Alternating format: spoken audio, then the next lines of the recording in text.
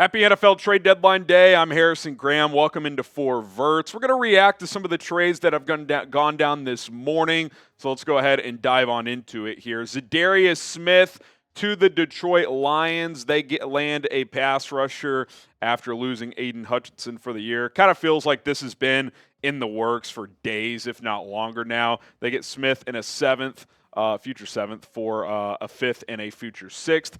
Back to Cleveland, which quite frankly is a pretty good deal for the Lions, if we're being completely honest. I do think they sniffed around for a Max Crosby, probably asked about Myles Garrett, but pretty clear that those guys aren't available. So settled on Za'Darius Smith. He's obviously not going to be a full Aiden Hutchinson replacement, but he's got 5.5 sacks this year. He will certainly help their pass rush, and Detroit's rolling right now. They feel like the team to beat in the NFC, and some would argue the NFL. Be hard to pick against the Chiefs in a Super Bowl right now, but I do think the Lions are best built to challenge them at this point in time, and it feels like that could be a potential crash course between those two teams. So Smith, veteran pass rusher, can play the run a little bit as well, goes to Lions, and it feels kind of like a buyer's market, unless you're Dallas right now, who overpaid for a player. We'll talk about that in a second. But Detroit gets a good pass rusher. We'll see if they have any more moves between now and the trade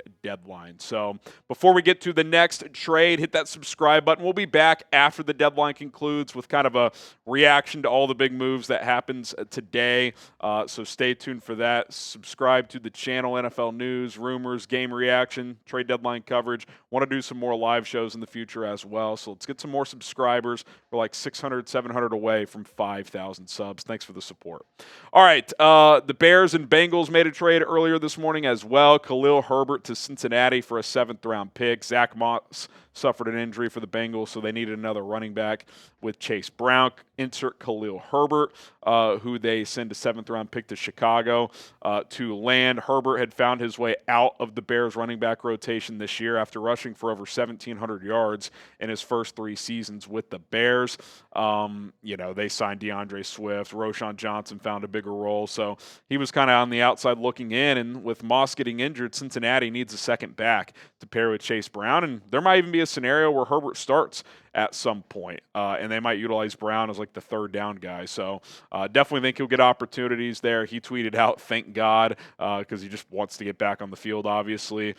So we'll see how it looks there. Bengals trying to make a push for the playoffs. They're 4-5 right now. The middle of the AFC is pretty weak, so I think they got a decent shot to sneak into one of those wild card positions. All right, the trade so far that has most of us, including me, scratching our heads. Jonathan Mingo to the Dallas Cowboys. The Panthers trade Mingo in a 2025 7th for a 2025 4th-round pick. If you've paid attention to this trade deadline, this trade market over the past week or two with wide receivers, it's not exactly a strong seller's market. And for Dallas to give up a 4th-round pick for a guy who can't even get on the field hardly at all for Carolina, has 0 career touchdowns in 24 career games, that's pretty bad, man. That's pretty bad value for Dallas. Now, look, he's young. He's on his rookie contract. He's got multiple years left, so it's at least a controllable player. It's not a rental, but this is I think this is a bad gauge of the market by Dallas. I mean, I know DeAndre Hopkins is older and on a rental, but the Titans traded him to the Chiefs for a conditional 5th-round pick. You trade a 4th for Jonathan Mingo, a guy with 0 career touchdowns. I get he's got an athletic profile. This is like classic Jerry Jones. He's like trying to be the smartest guy in the room. He said this offseason, we're going all in, and then the move he makes months later is for Jonathan Mingo, and he overpays for him. Can't say I'm surprised. He traded a 4th-round pick for Trey Lance a year and a half ago, and he can't play at all. So I don't get this move from Dallas. And I also don't get it given the Dak Prescott injury news we just got hit with. He's going on IR. Dallas is 3-5. Now, clearly they value the player beyond this year, but it's like, you're giving up a 4th-round pick for a player who probably doesn't help you at all this year, and you're not going anywhere this year. I think that's a weird move for the Cowboys, but they made it, and we'll see if it pays off in the long run as Mingo lands in Dallas. I'd say in rare fashion, feels like Carolina won this trade.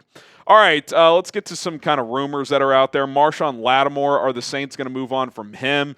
They're getting calls on him. Obviously, they fired Dennis Allen, so some believe they could be looking to move on from some of their veteran pieces, including Lattimore.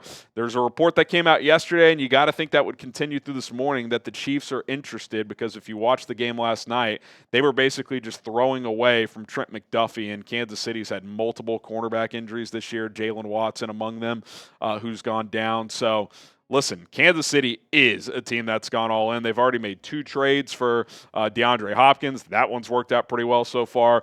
They also added Josh Uche, the pass rusher. Lattimore could be that final piece to get a solid corner opposite of McDuffie. Now, Lattimore is banged up right now, so we'll see how that could impact a potential trade. But this would be a move to, have him healthy for the playoffs and try to win a 3rd straight Super Bowl. So we'll see if Kansas City can pull it off. It would be quite the deadline for Brett Veach if he could do so. All right, how about Azeez Ojulari? The Giants have been getting calls for the young pass rusher. Cardinals, Bengals, and Falcons among them. Ojulari having arguably the best year of his career. He has 6 sacks in 9 games this season. I think he had 8 or 8.5 his rookie year. Then he was a little banged up the last couple of years. But Giants in an interesting spot with him, because I think they got to be pretty happy with what he's doing this year and would be somewhat interested in re-signing him after the season, as he is set to be a free agent. The problem is, though, is that they've already paid Brian Burns. They drafted Kayvon Thibodeau a couple of years ago, who's going to be under contract. Do you want to pay Ojulari real money to be your 3rd pass rusher and arguably 4th behind Dexter Lawrence? So if the Giants get a decent enough offer, like, I don't know, a 4th-round pick or something like that, they might just be willing to move on from him. So we'll see where he lands. I would look at 3-4 scheme defenses to be interested here, like the Cardinals, like the Falcons, those teams that were mentioned. Other names to monitor today: Mike Williams with the Jets. Ever since they traded for Devontae Adams, he's been a name that's been out there. Now, Alan Lazard getting injured could change that a little bit. We'll have to wait and see. A report out there that the Commanders could be willing to move on from last year's 1st-round pick, Emmanuel Forbes. He's kind of fallen out of favor there. Adam Thielen, another Carolina receiver, a vet, doesn't really fit their timeline. Probably wouldn't get much for him, but he could be on the move.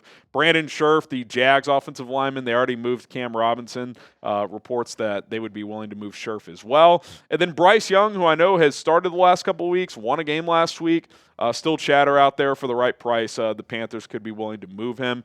Would a team like, I don't know, the Raiders or the Giants take a swing on somebody like this for a middle-round pick? Maybe, but I'd be a little surprised there, but we'll have to wait and see. Unlikely to get traded. I mentioned it earlier. It doesn't feel like the big blockbuster move is happening. So Crosby, Garrett, Parsons, Lawrence, I don't think these guys are going to get moved. Cooper Kupp, I don't think is either. He's obviously not in the same tier of trade value as the other guys, but with the Rams winning 3 games in a row, I think Sean McVay, less need, they decide to keep him as they try to make a push for a playoff spot.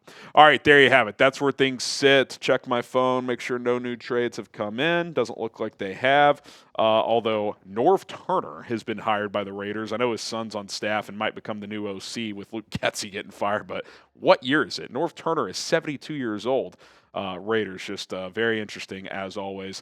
We'll be back after the trade deadline with a full reaction video, so subscribe and join us for that. My name is Harrison Graham. We'll see you guys in a few hours.